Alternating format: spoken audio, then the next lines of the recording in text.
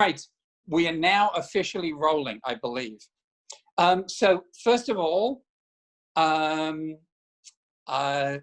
thanks for joining us. And I also want to thank everybody who has donated or contributed to the Endangered Alphabets to make this event possible.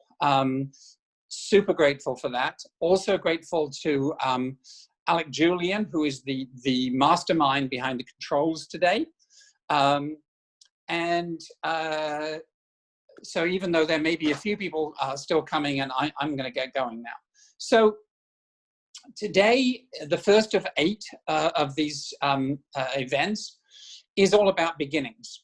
And I'm going to be talking in a minute about the beginning of writing itself. And I'm going to suggest a number of things which are a little different from conventional histories of writing, probably very different. But first I want to talk about how the Endangered Alphabets project began. And I want to go back to the year, this would have been 1968, 1969. So I was in the high school. And a crucial thing happened. This is the way life takes its changes, of course. I moved from one side of the room to the other, and found myself sitting next to this kid called Alan Webster, and he was very much an outsider. He didn't talk to anybody. He sat hunched over in his desk. Nobody gave him grief for it because he was a tough little nugget. But he just kept himself to himself, and all day long, through every single class, he doodled. But he doodled a very particular kind of doodle. And I started watching him, and I realized that this kid was actually kind of a genius. So this is, as I say, 1968, 1969. And what he was doodling was actually writing. It was a time when there was an unprecedented explosion in writing as an art form, writing as a design form, writing as part of the whole sort of psychedelic revolution that was taking place. And we have a couple of examples of the kind of things that people were doing with writing at that point. So here we are, album covers. So that the Yes album cover with that sort of fat liquid writing, and then obviously the Grateful Dead as well. This is what people were starting to do. And I realized this was really sort of cool. And so as he was drawing on his exercise book covers, I started drawing on my exercise book covers, and I started doing experiments with lettering and letter forms. And of course, this is way before computers. Everything, you know, those great Roger Dean covers, you know, these designs, they were a combination of calligraphy and graphic design and typography. People were starting to use letraset or press type. A lot of this was just hand painted though. And the reason I'm mentioning this is that is as far as I got as an artist. I did not get any further. I was never able to actually draw something that looked like, I don't know, a bird.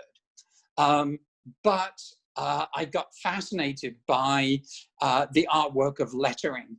And for the next 3 years, I doodled. He and I never became friends. He actually hated me, but I would doodle on our experiment. So this is a crucial point in history, really, because writing was getting out of that straitjacket that had been imposed on it for a century or more by various technologies, by the typewriter, for example, by the traditions of the clerical hand that clerks in Dickens's day were taught. And instead, everything was exploding open. And I'm also saying this because when we jump up to 2010 and I start the Endangered Alphabets project, at the time, it was about writing. Now it's more about social justice and a whole series of things connected to that. But when I started it, it was about writing. And so what I'm going to do is I'm going to pick up camera 2, which is on my phone, and I'm going to take you on the grand tour of the Endangered Alphabets World Headquarters, which is probably 40 square feet, and show you what I'm doing right now, and also how the whole thing began. So I'm going to use the camera on my phone, which is going to move around. I hope this doesn't mean that anyone gets vertigo, but nevertheless, here we go. So this is where everything happens. So at the moment, I'm sitting at a dining room table, which is the first piece of Endangered Alphabets furniture. It has a blessing in Balinese that I wrote and had translated, and I carved in the table. And over here is my quote workshop, unquote. So again, there's the bench that I made has a quotation in Javanese that says, roughly speaking, do good work. The moment I'm working on a sand drawing from the Pacific, which when finished won't look much like this because it won't have that 3D quality, but I'm hoping that it'll look good anyway. As you can see, I've also been doing a series of carvings of Adinkra symbols from Ghana.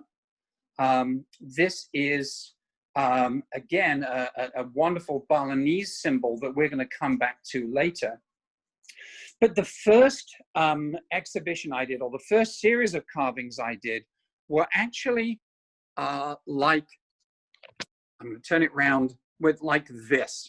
So this is Samaritan. And so that we don't have a camera wobble making you ill, we're now going to cut to a slide of this here carving. There we go. Excellent. So Samaritan was one of 13 scripts that I did in my first carving series. Each of them is Article 1 of the Universal Declaration of Human Rights. It says, all peoples were created alike in dignity and respect. They were endowed with reason and conscience and should behave toward one another in a spirit of brotherhood.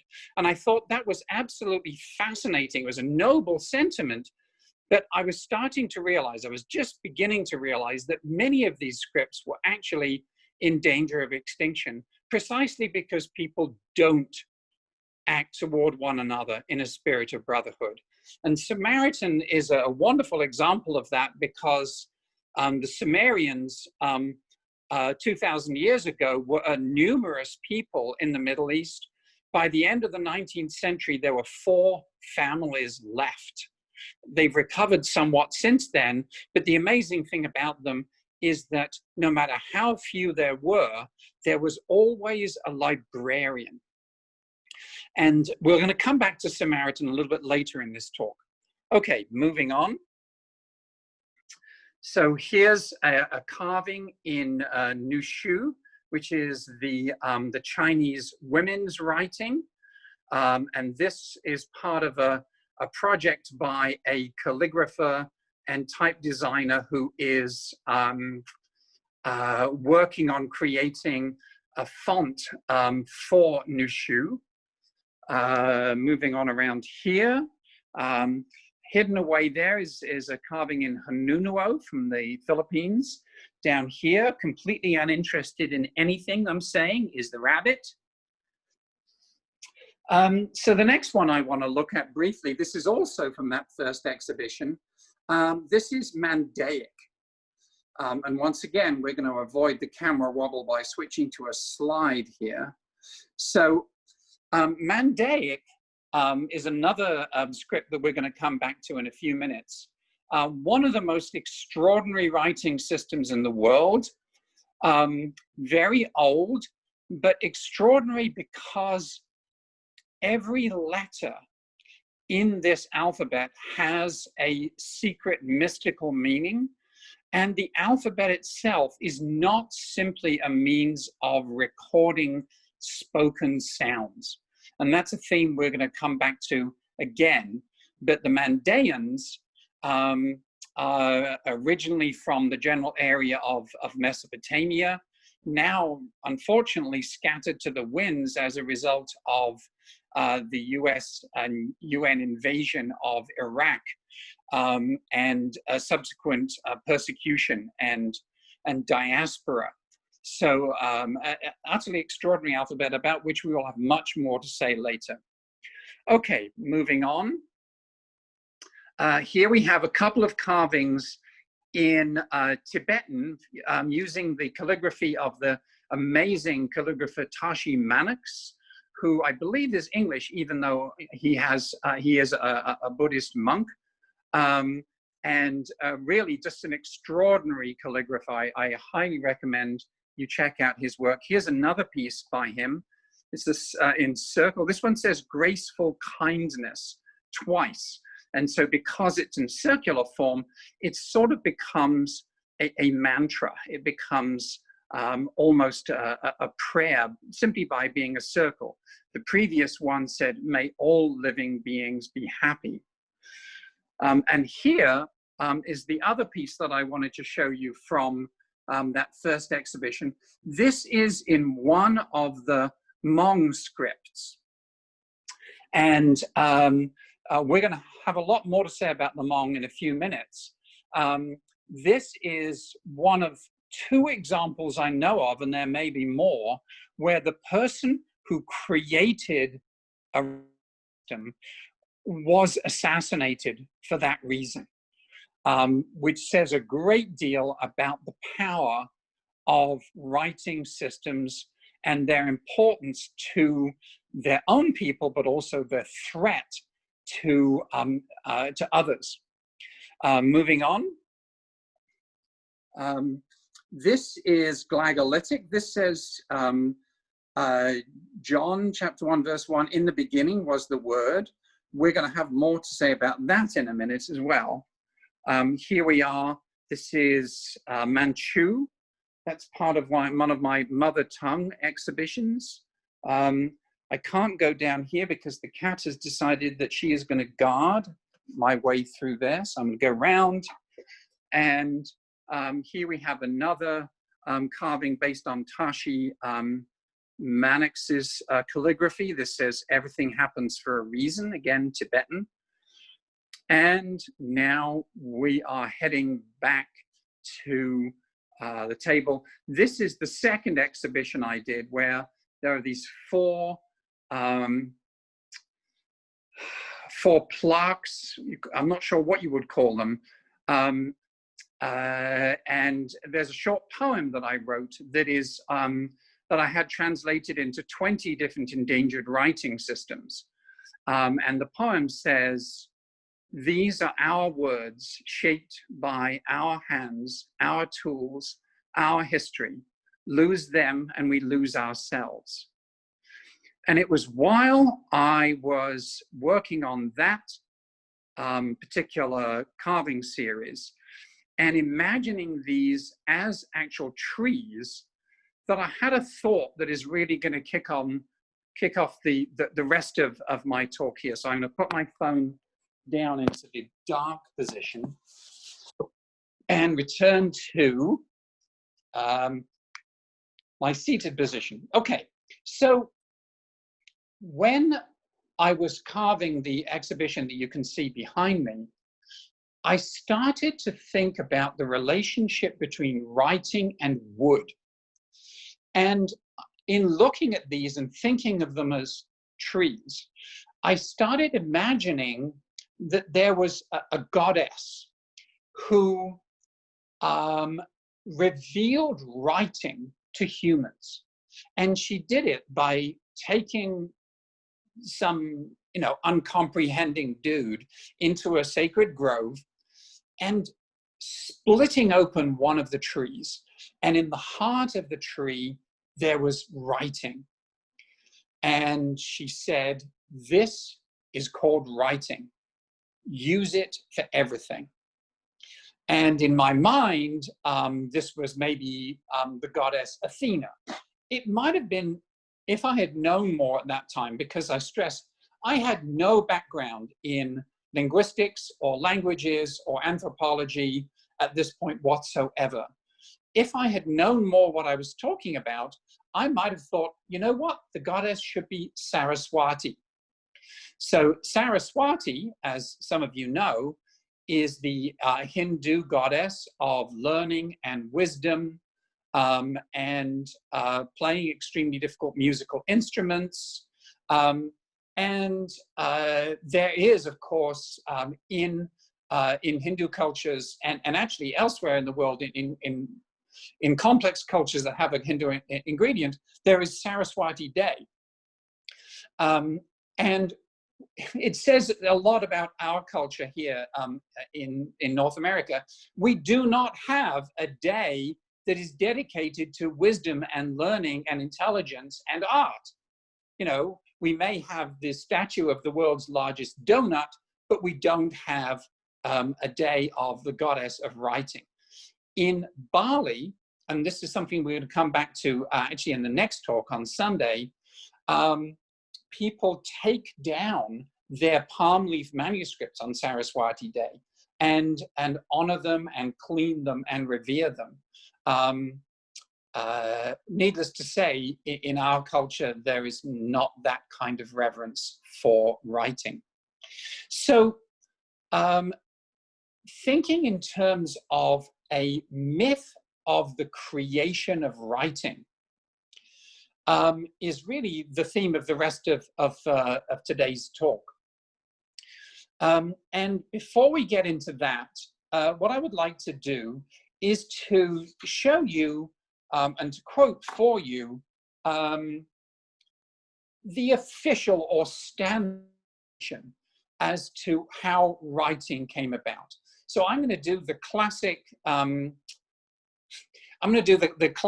PowerPoint thing here, which is I'm actually going to read for you what's on the screen because it's so important and because I want to talk about it.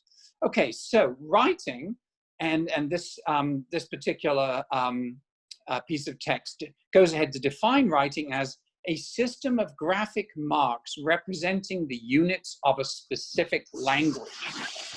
So writing has been invented independently in the Near East, China, and Mesoamerica.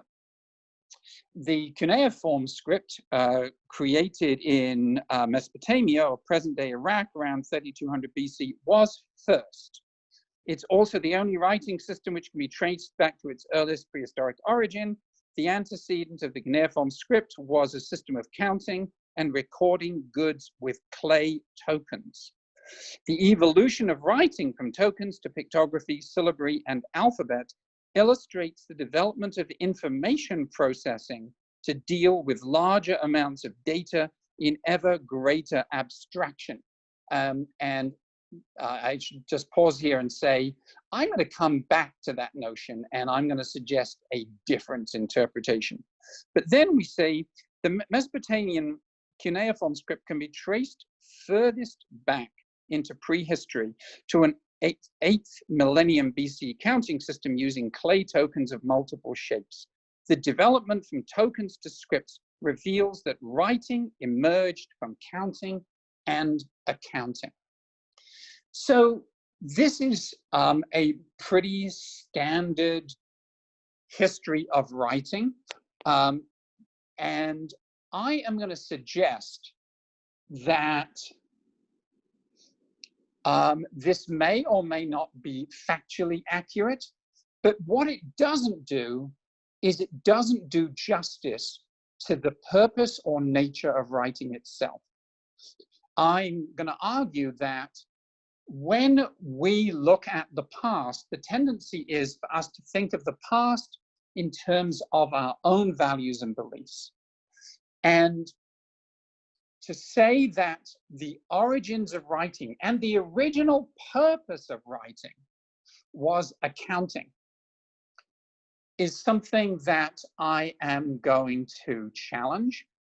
And I'm going to challenge it in a number of different ways. And I'm going to start today by looking at the ways in which certain cultures, and these, interestingly enough, these are all cultures that I've encountered in the Endangered Alphabets project, how they see the beginning of writing.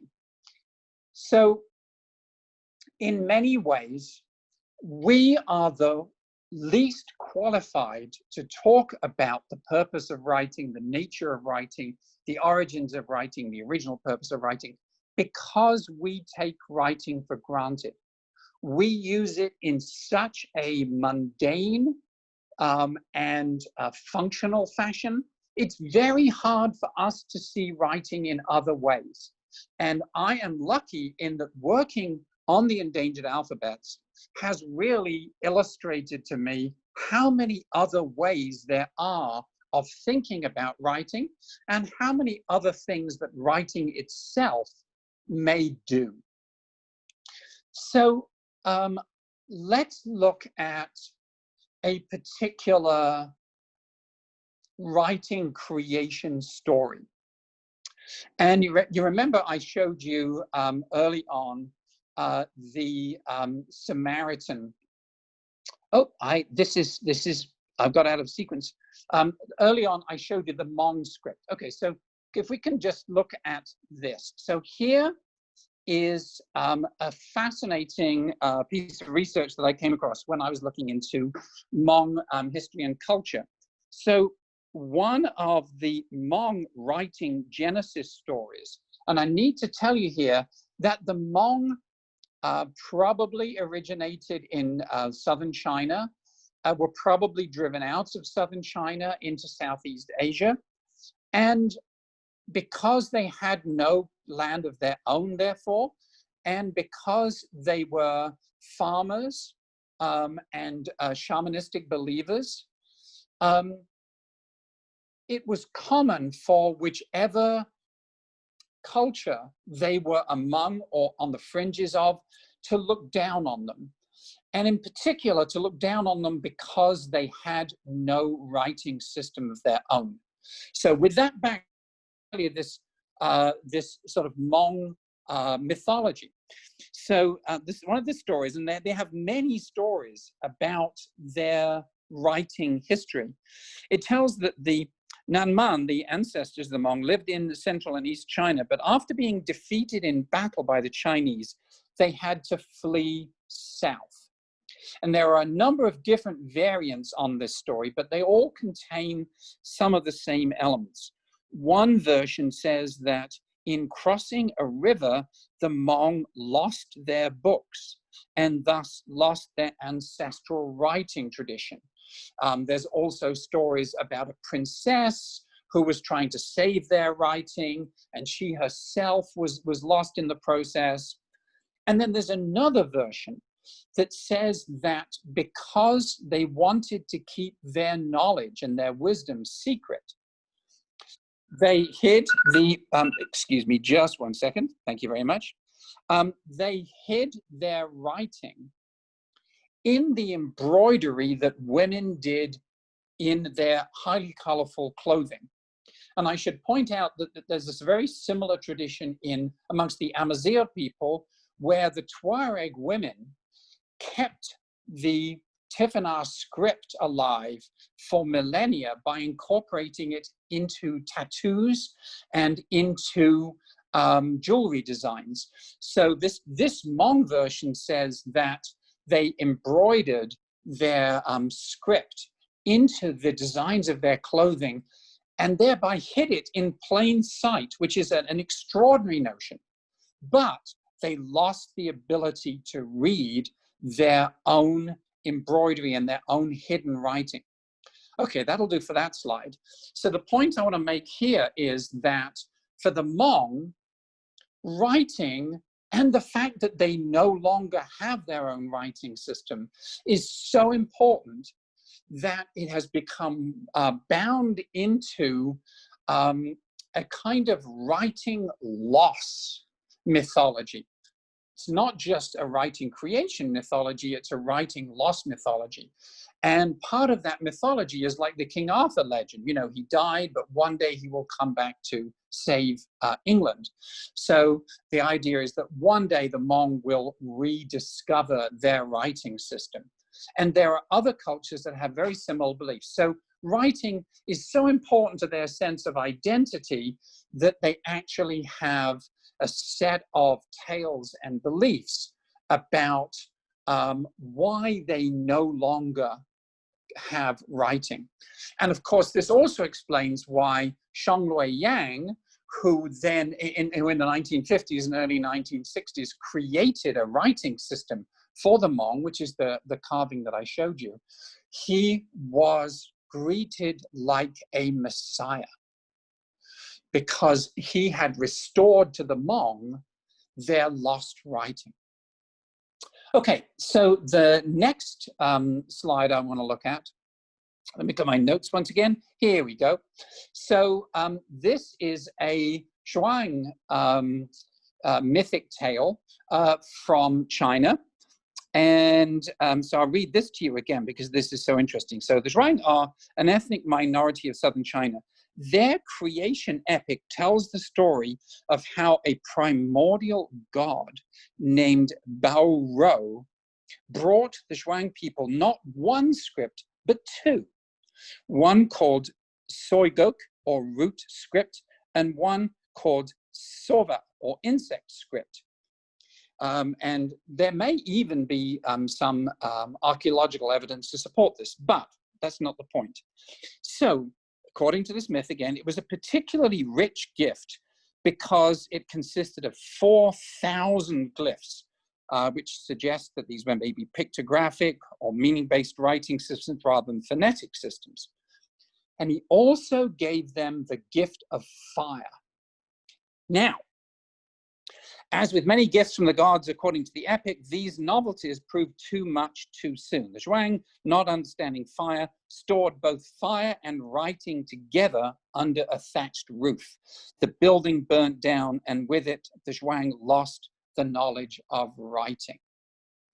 And the thing that I find absolutely fascinating about this is that we think of fire as being one of the elemental historical features of civilization. One of the things that enabled us to protect ourselves, to warm ourselves, to separate ourselves from dangerous animals. Fire is sort of like the gift that makes humans humans as opposed to animals, according to the way we think of fire. And the Zhuang's epic has fire and writing on an equal footing. They are both gifts from the god, and of course, typical, you know, we don't know what to do with them. The one destroys the other. And I have a slide that I'd like to show you now. I don't actually have any, I haven't done any carvings in Shuang, but I have here a picture of the Zhuang laughing at me for my terrible pronunciation of their words and their language. So those are the Shuang who are making fun of me, as in fact I of course deserve. Good, thank you for that vote of somewhat no confidence. Okay, last creation myth that I want to come on to. I showed you the Mandaean carving. So this is, in some respects, the most extraordinary statement about writing of all of them. So in one of the Mandaean traditions, the divinity, the god, the divine creator himself, also known as the Light King, sees writing for the first time and is so impressed and astonished, he utters, "Who created these? I did not, and therefore there must be one mightier than I." In other words, writing must have been created by a divinity mightier than the divinity who created the world itself. So this is a really extraordinary assessment of the value and the importance of writing in culture. And frankly, I would say we are sort of almost incapable of making such an assessment precisely because we use writing so much, because writing is taught often painfully to everybody. It's become a routine thing. It's no longer a miracle. It's no longer an art. It's just something we use for making grocery lists. So at this point, you may be saying to yourself, you know what, these other cultures that have these writing creation myths, this is all very well, but they're minority cultures. You may be tempted to look down your nose at them. So as I was doing that first carving series, I realized that there actually is a writing creation myth smack in the middle of Judeo-Christian tradition, although we don't usually interpret it as such. So let me set the scene for you here. Oh, don't get to the slide yet. You're spoiling my setup. Okay, let me build a moment of tension here. So we're looking at the book of Exodus. So in the book of Exodus, as you know, Moses rescues or leads the Israelites out of Egypt. All kinds of miracles take place, and they end up in a sort of a curious position where, on the one hand, they appear to be God's chosen people. On the other hand, they don't behave like it. They are forever arguing amongst themselves, and Moses says, do one thing, they do something else, and somebody else challenges Moses for the leadership. And, you know, if any other gods come along, then they're pretty tempted to worship those. In other words, they are one of many nomadic or semi-nomadic Middle Eastern people. They're not distinguished by anything except in theory that they are, you know, that they are the chosen of God. So now we can go on to the slide. Thank you, Alec. Let's have a look at the wording here, because the wording here is fascinating. So here we are. This is Exodus chapter 31 through 34. I've excerpted bits just to sort of highlight the point. So the Lord says to Moses, this is obviously, this is a contemporary international translation. Say to the Israelites, you must observe my Sabbath. This will be a sign between me and you for generations to come. And so God starts to say, these are my rules. And then 18, when the Lord finished speaking to Moses on Mount Sinai, he gave him the 2 tablets of the covenant law. So covenant means like a contract, right? The tablets of stone inscribed by the finger of God. Now, that is a pretty astonishing statement. So we carry on. Moses, and again, I'm skipping a few verses here. Moses turned and went down the mountain with the 2 tablets of the covenant law in his hands. They were inscribed on both sides, front and back. The tablets were the work of God. The writing was the writing of God engraved on the tablets. So many of you, of course, know that this actually doesn't turn out well, because Moses gets down there, and what have they done? They've just melted down all of their gold and jewelry into a calf, and they're worshiping the calf. And Moses does something really interesting. He breaks the tablets, the stone tablets. He is so mad that they are challenging his leadership. They're challenging the leadership of God. As I say, they are kind of a rabble. And so, Exodus, chapter 34, the Lord said unto Moses, chisel out 2 stone tablets like the first ones. Write on them the words that were on the first tablets which you broke. And so that's what Moses does. He then chisels out a second set of tablets. And there is now this long 17-verse section where the Lord says, right, I'm making a bargain with you. And he does 2 things. He says, obey me, and I will drive out before you the Amorites and the Canaanites, and all of these other tribes that are there. And but for me to do that, here are my 10 rules that are the basis of the law, the legal agreement that you have with me. And then we get down to verse 27. Lord said to Moses, write down these words, and this is the covenant I have with you and Israel. And he writes down the tablets, the words of the covenant, the 10 commandments. And he's there 40 days and 40 nights without eating bread or water. So this is a writing creation myth.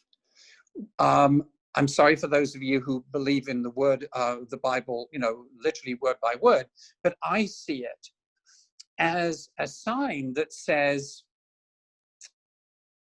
this is the beginning of civilization. This is the beginning of how we became an organized, civilized, God-fearing people. This is what translated us from this rabble to God's chosen people, who now literally we have law and order. And it's done by writing. It's done by writing in stone. And now that phrase has passed into our language. We say, oh, it's written in stone. We say, can I have it in writing? It is identified with the very practices and beliefs that take us from being pre-civilized to being civilized. I'm going to leave that particular piece right there with just one last little note. So I showed you the glagolitic carving, and on it, and it says, this is John chapter 1, verse 1, which says, in the beginning was the Word, and the Word was God, and the Word was with God. I'm not going to say too much about that right now. What I am going to say is that in the second of these talks, on Sunday, I'm going to argue that the basis of writing, the original purpose of writing, was not, or in fact, or should we say often not, to do with counting and accounting. It was actually something much more metaphysical. And we'll get to that next time. I'll take questions in just a second. I want to say two things. First of all, I have to make a pitch to say, if you have felt this is interesting and worthwhile, enjoyable, please consider supporting the Endangered Alphabets. If you go to the link there, there's a tab that says, I would say, is that pretty much everybody in this audience, everybody taking part, and because I know many of you, knows more than I do about at least some of these things.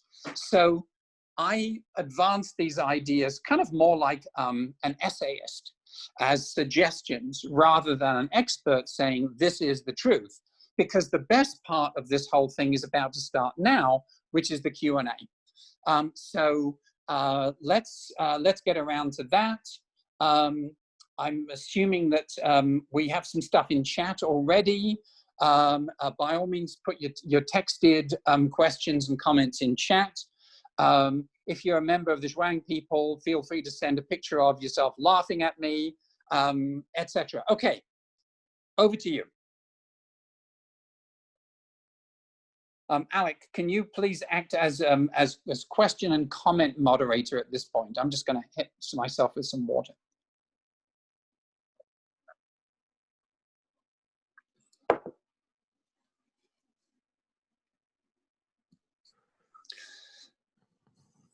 Okay, so we're getting some stuff coming in. I have a question. Yes, go for it. Who is this, by the way? This is Scott Boyd. Oh, okay, go ahead.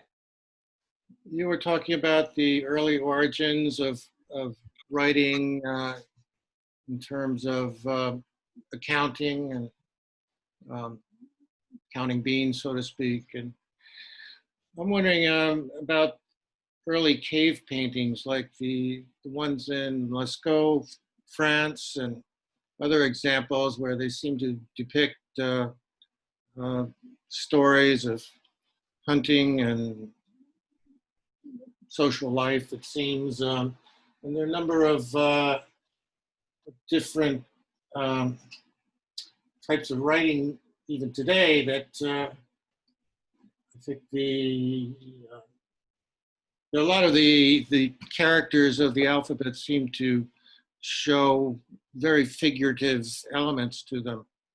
And I'm just wondering if you had any comments about art as a part of the transition Got it. into Yeah. writing.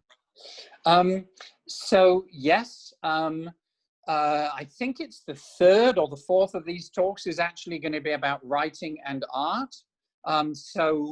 Stick around and we'll address that more completely there. There are writing systems that are ancient or actually extremely new that deliberately incorporate graphic elements. So for example, the Wanzhou script that was just recently created in the last 5 years, this is Southeast Asia, the letters are shaped around familiar shapes. I know that one of them is shaped, for example, like the beak of a hornbill, so that it will be easier for children to learn.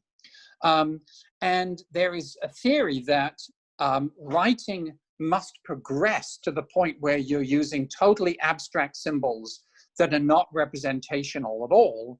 And I'm going to challenge that theory as well as we go on. But we'll definitely come back to that question. Who else has got something?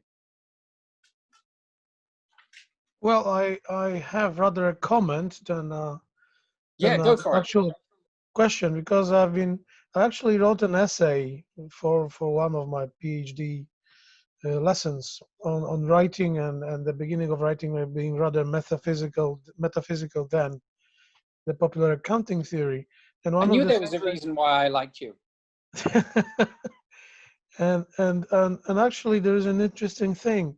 A lot of this so-called accounting that is at the beginning of writing, tokens included, Cretan writing included, there were writings centered around temples.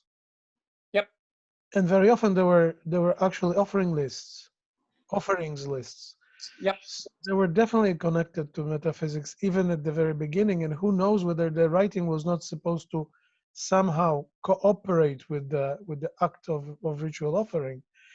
And actually we just had a very interesting lecture in our university from the Egyptologist who talked about the letters from the dead and the Book of Dead, different books of dead in Egyptian traditions. So there is definitely a lot of connections between metaphysics and writing, and I would like to talk about, but we don't have time about it for that, about the Chinese talisman. I get to that next time. Yeah. Great. So, yeah, Thank you. So I actually agree with you, and it is very, very, very good point. Good. Okay, who's up next?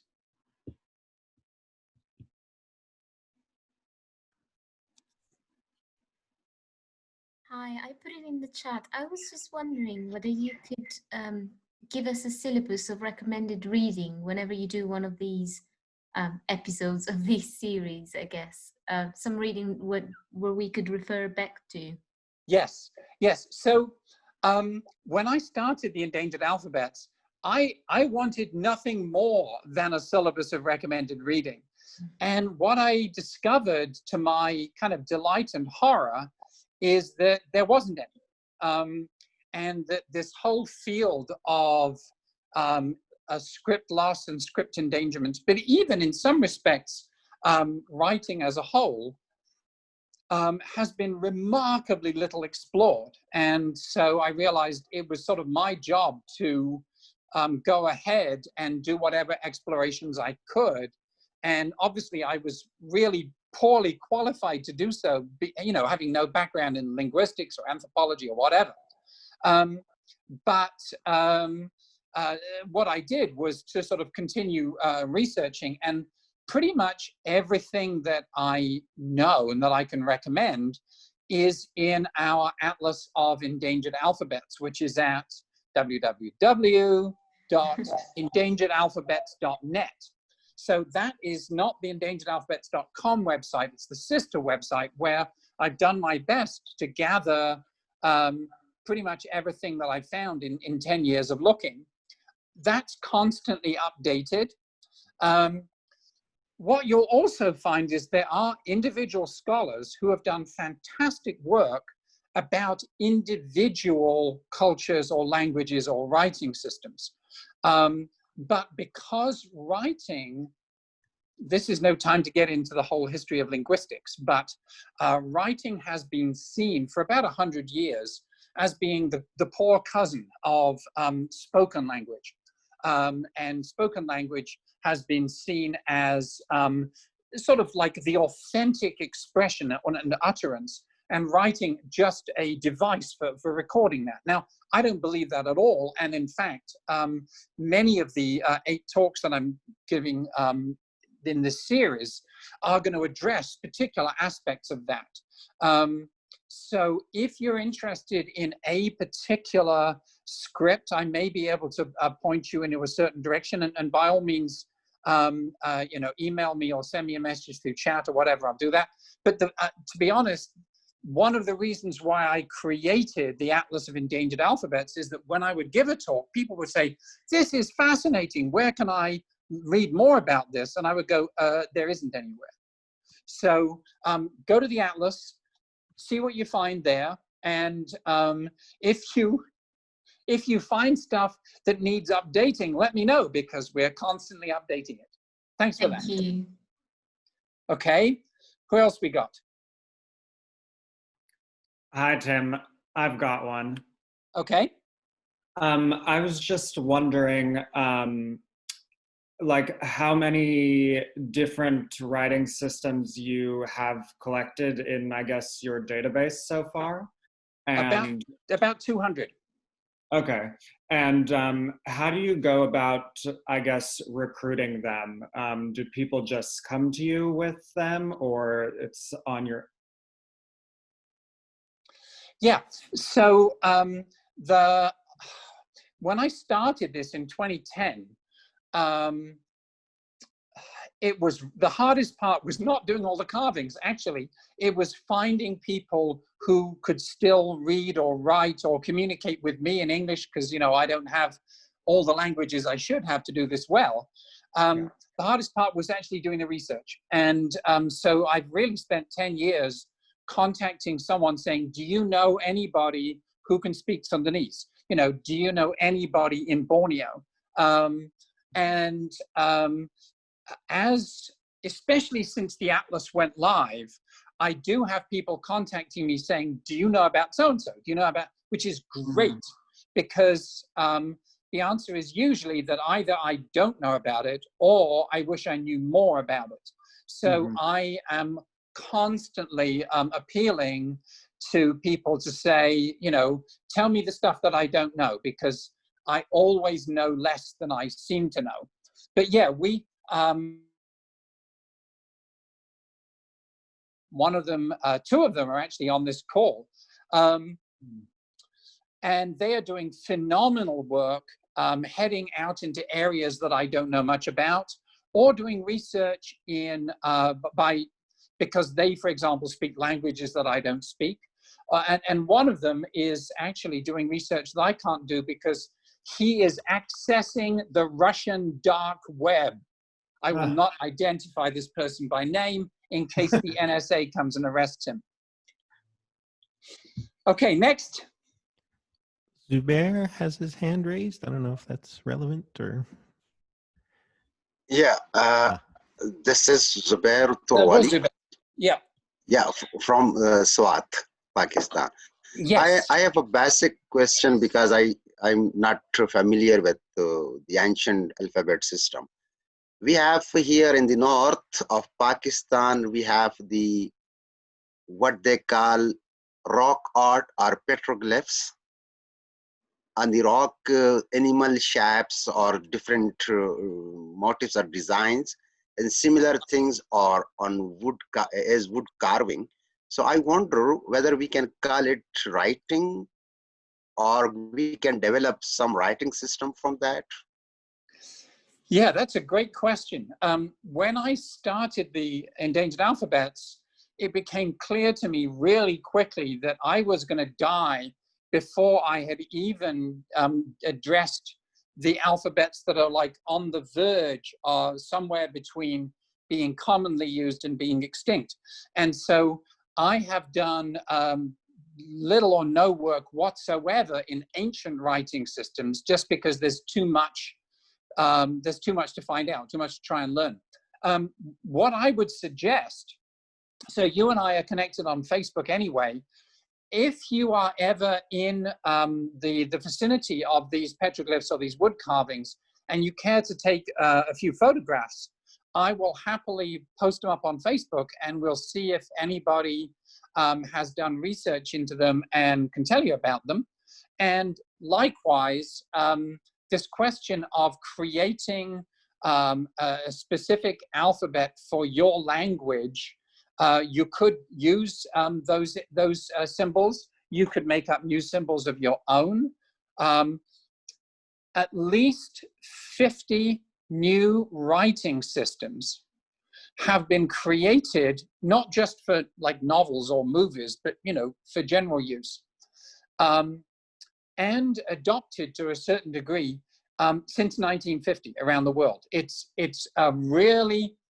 an extraordinary time right now. There is an amazing groundswell of revival, either in traditional writing systems to support and express the identity of their culture, or by cultures that don't have a traditional writing system but want something that is theirs and theirs alone.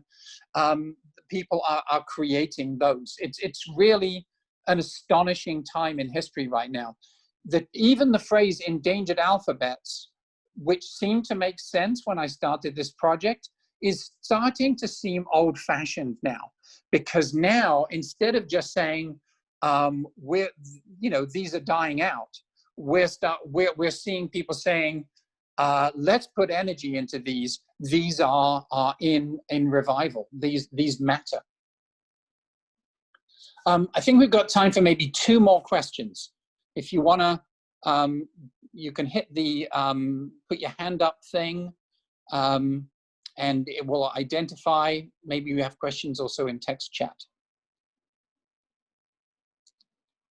Or you can unmute yourself and speak up.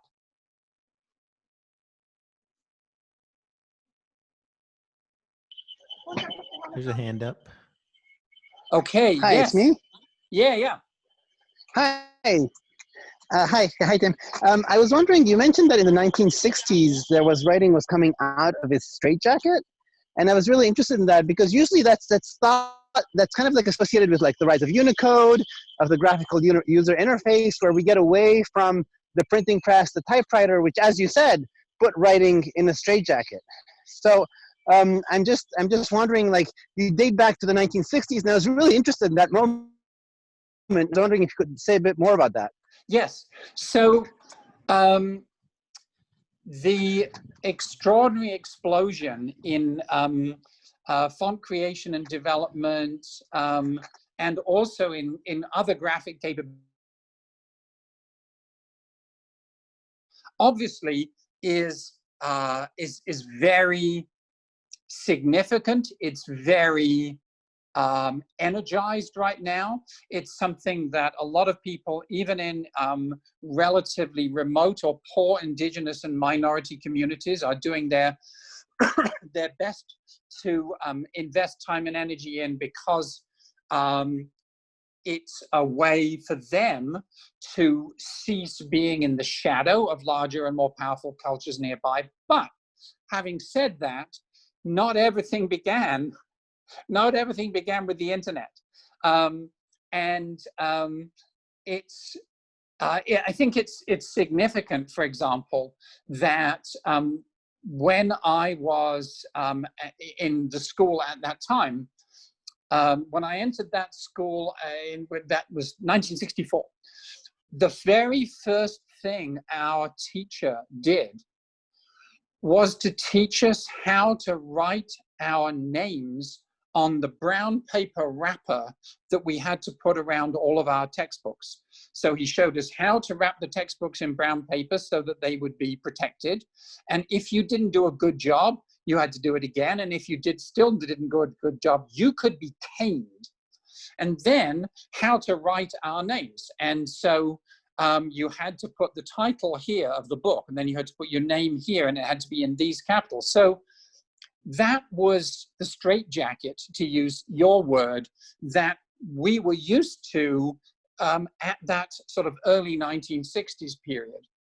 When you see what was happening, largely certainly as a result of Sgt. Pepper, but if you think back to like the Beatles album Rubber Soul, so Rubber Soul has this sort of really kind of elaborate, goopy, liquid typography. That would have been done by hand. If you think about the Rolling Stones albums at the same time, there was a competition to see who could make the most interesting, the most cool album covers. And that's one of the things that got lost when CDs were brought in the 1980s, by the way, is that you no longer had this 12-inch template to work with. And that was absolutely part of the explosion of the arts in the 1960s, along with photography. So photography had never been hip beforehand. But if you watch, say, for example, the film Blow Up, I think it's David Hemmings who plays the lead there. He's a cool photographer. Lord Snowden was a cool photographer. You know, all of these arts were beginning to explode. And then Alec will tell you that in the late 70s, early 80s, you start getting graffiti art developing. So that's what he was doodling. And he's now like a genuine bona fide typographer, type designer, but that's where he started. So the straitjacket really got torn off in the 60s. It didn't mean, though, that the means of production and dissemination were yet ready. So albums, you know, if you have a 12-inch album with a record in it, it's expensive and to ship, it's heavy, it's easily damaged. Nowadays, because of the internet, all of the creative products are now, you're able to ship them for free instantly. And so in a way, it is a much more creative time now in terms of the fact that more people spend more of their time doing visually creative things. What was happening in the 60s, though, was more radical because what it was changing was more long established and more narrow. Okay, let's take one more question, and then we will wrap this thing up. I have a comment. Go ahead. Yes, comment. Go ahead. When I was in college in the late 60s, I was in Reed College in Portland, Oregon, and we had a calligraphy professor there, Lloyd Reynolds, who was showing us all the different ways we could write in what is our alphabet. And one of his students was Steve Jobs. And when Steve Jobs was designing his fonts for Apple, he went back to Reed, to Lloyd's successor, and together they designed many of the fonts that were so much nicer on Apple than they were on the PCs. And that's a great IBM, Mac transition. You know, the computers were machines of business. You know, IBM, International Business Machines, they started out by making, you know, those things that what are they called? Desk calculators, right? Yes. So yes, what you're talking about is a kind of a mainstreaming of something that previously had been really quite sort of culture specific. Interestingly enough, the word calligraphy, it still doesn't adequately describe what people were doing in the late 1960s, because calligraphy traditions still have such strong rooting in, for example, medieval European writing traditions, and the notion that you should kind of burst all the way out of those and do things completely differently meant that when people were doing these lettering things in the 60s, they didn't call it calligraphy, because in those days, calligraphy was still, you know, you are going to write like a